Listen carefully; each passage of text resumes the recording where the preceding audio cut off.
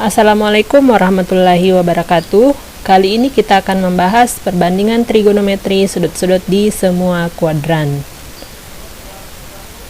Nah, pada video sebelumnya kita telah membahas nilai perbandingan trigonometri untuk sudut yang besarnya kurang dari 90 derajat atau berada di kuadran pertama. Nah, kali ini yang akan kita bahas yaitu nilai perbandingan trigonometri dengan sudut yang lebih dari 90 derajat. Ya, pada interval 0 sampai 360 derajat, ini dikelompokkan menjadi 4 bagian pada bidang kartesius. Sudut yang terletak di kuadran pertama adalah sudut yang besarnya antara 0 sampai 90 derajat.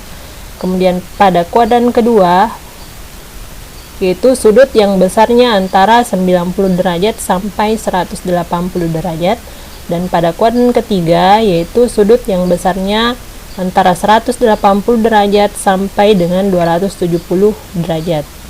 Dan sudut pada kuadran keempat, yaitu sudut-sudut yang besarnya antara 270 derajat sampai 360 derajat. Nah, untuk menentukan nilai perbandingan trigonometri dengan sudut yang lebih dari 90 derajat, dapat dilakukan dengan mengubah sudut tersebut ke kuadran pertama. Yang membedakan hanyalah tanda positif atau negatif nilai perbandingan trigonometrinya di setiap kuadran. Nah, bagaimana cara menentukan tanda positif negatifnya?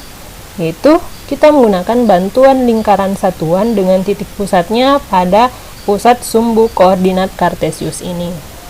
Jadi ini adalah lingkaran satuannya. Pada kuadran pertama, jadi ini pada kuadran pertama yang besarnya antara 0 sampai 90 derajat. Misalkan kita ambil salah satu titik pada keliling lingkaran ini yang berada pada kuadran pertama. Jadi dari 0 sampai 90 derajat. Misalnya titik itu adalah titik X, Y.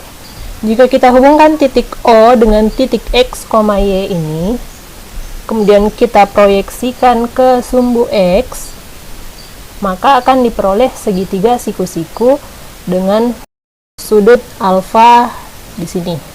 Jadi siku-sikunya di sini. Sehingga dari sini ini adalah jari-jari lingkaran. Kemudian panjangnya sisi tegak ini yaitu Y, dan panjang sisi yang mendatar ini adalah X. Jadi ini tergantung dari angkanya di sini. Misalnya di sini titiknya adalah 2,1, maka panjang dari titik O ini sampai titik sini adalah 2, kemudian panjang dari titik sini sampai titik pada keliling lingkaran ini adalah 1. Ya, dari segitiga ini kita sudah bisa menentukan perbandingan trigonometri pada kuadran pertama. Maka sin alfa, ingat sin demi, depan per miring, yaitu Y per R. Kemudian kalau cos alfa, cosami, samping miring, X per R. Kemudian kalau tan alfa, tan desa, depan samping, depan Y per X. Kemudian untuk cosecant alfa, kebalikan dari sin, yaitu R per Y. Secant alfa, kebalikan dari cos, yaitu R per X. Kotangen alfa, kebalikan dari tan alfa, yaitu X per Y. Jadi pada kuadran pertama, semua tanda perbandingan trigonometri semua bertanda positif. Jadi di sini semua keenam-enamnya positif semua. Nah, kita lanjut di kuadran kedua. Sama seperti kuadran pertama, kita ambil salah satu titik yang berada pada keliling lingkaran. Kemudian kita buat segitiga.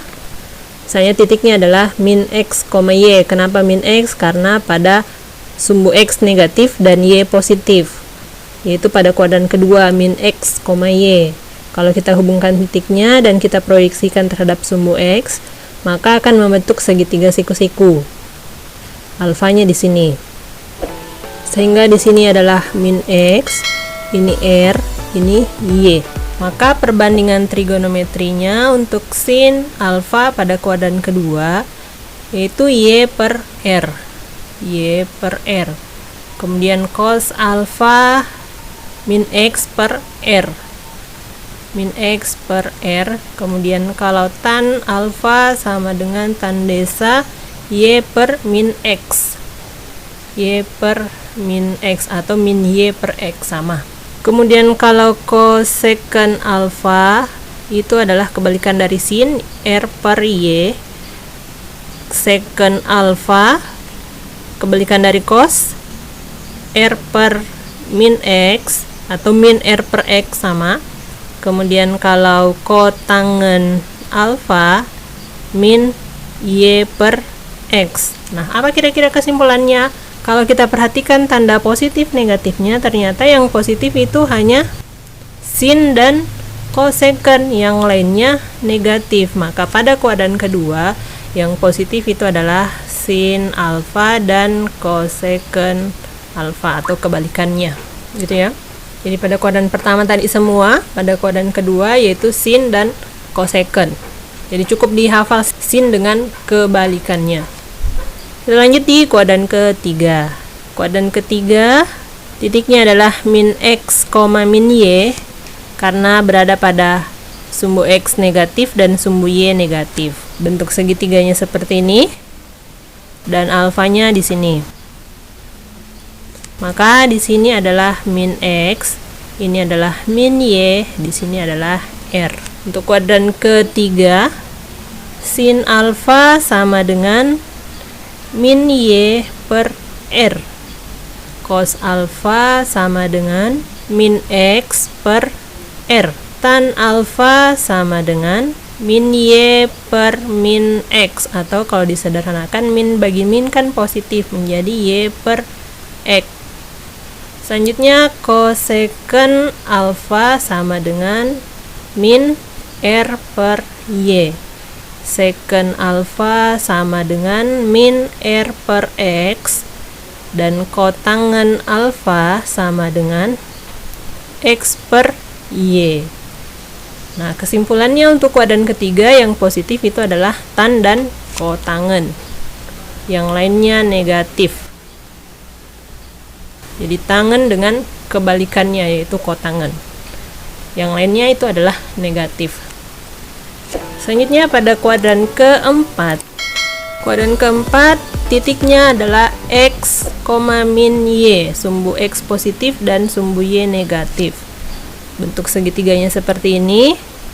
Alfanya di sini. Sehingga di sini panjangnya adalah X, ini min Y.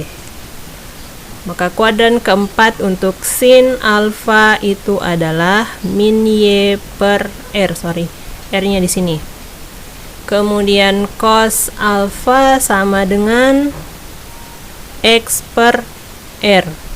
Tan alfa sama dengan min Y per X. Cosecant alfa sama dengan kebalikannya sin, min R per Y. Kemudian kalau secant alfa kebalikannya cos, yaitu R per X. Dan kotangen alfa sama dengan kebalikan dari tan, min X per Y. Sehingga yang positif pada kuadran keempat itu adalah cos dan secant. Cos alfa dan secant alfa, yang lainnya negatif. Ya, berdasarkan perbandingan trigonometri pada keempat kuadran yang sudah kita bahas tadi, agar lebih mudah dan lebih gampang diingat, yaitu kalian cukup mengidentifikasi nilai perbandingan trigonometri yang positifnya saja. Jadi ada istilah yang biasa dipakai, yaitu semua sindikat tangannya kosong. Artinya pada kuadran pertama semuanya positif, pada kuadran kedua yang positif itu hanya sin dan kebalikannya yaitu cosecant. Kemudian pada kuadran ketiga yang positif itu adalah tan dengan kotangen. Kemudian pada kuadran keempat yang positif itu adalah cos dengan secant, kebalikannya secant.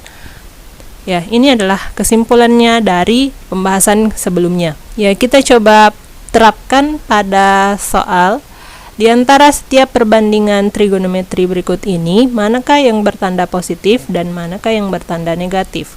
Bagian A, sin 105 derajat. Jadi untuk menentukan tanda positif negatifnya, yang perlu terlebih dahulu diketahui, tentukan sudut itu berada di kuadran keberapa.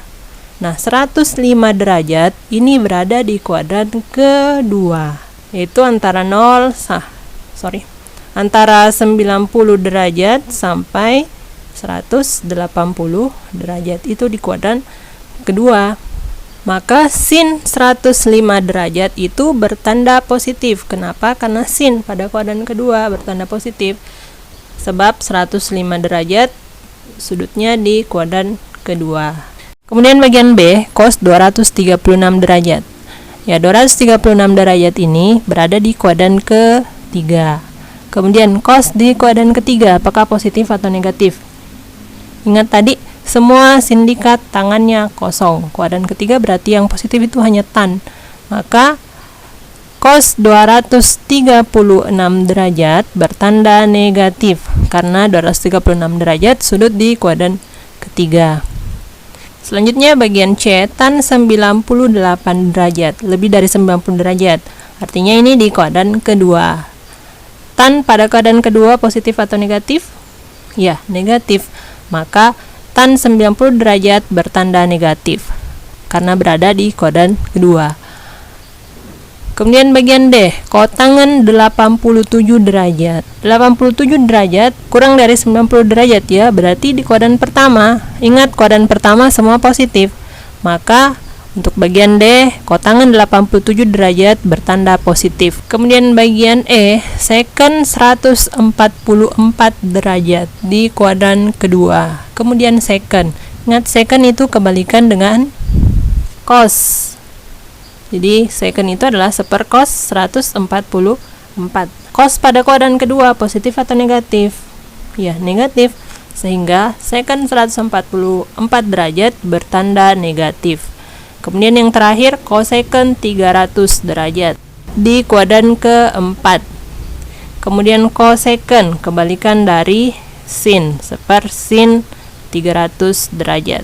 Sin pada kuadran keempat, ya jelas negatif. Semua sindikat tangannya kosong. Yang positif itu adalah cos, bukan cosecant ya, cos. Sehingga cosecant 300 derajat bertanda negatif karena 300 derajat berada di kuadran keempat. Paham ya? Ya, selanjutnya contoh yang kedua, diketahui koordinat titik A min 5,12 dan sudut beta adalah sudut yang dibentuk oleh garis OA dengan sumbu X negatif. Tentukan sin beta, cos beta, dan tan beta. Nah, kalau dapat soal seperti ini, kita gambarkan dulu segitiganya pada koordinat kartesius. Titik A min 5,12, X-nya negatif, Y-nya positif. Ini berarti di kuadran kedua. Jadi min 5,12-nya di sini. Kemudian sudut B adalah sudut yang dibentuk oleh garis OA dengan sumbu X negatif. Berarti garis OA ke sini dan sumbu X negatif. Jadi sudut B adalah ini. Maka panjangnya ini adalah 12, ini adalah 5 ya. Yang ditanyakan adalah sin B, cos B, dan tan B. Maka yang terlebih dahulu kita cari adalah sisi miring, yaitu garis OA. Garis OA sama dengan akar, yang ditanyakan adalah sisi miring, maka ditambah, yaitu 5 pangkat 2 ditambah dengan 12 pangkat 2 sama dengan akar, atau bisa pakai min 5 ya, min 5. Min 5 pangkat 2, 25. Kemudian ditambah 12 pangkat 2, 144.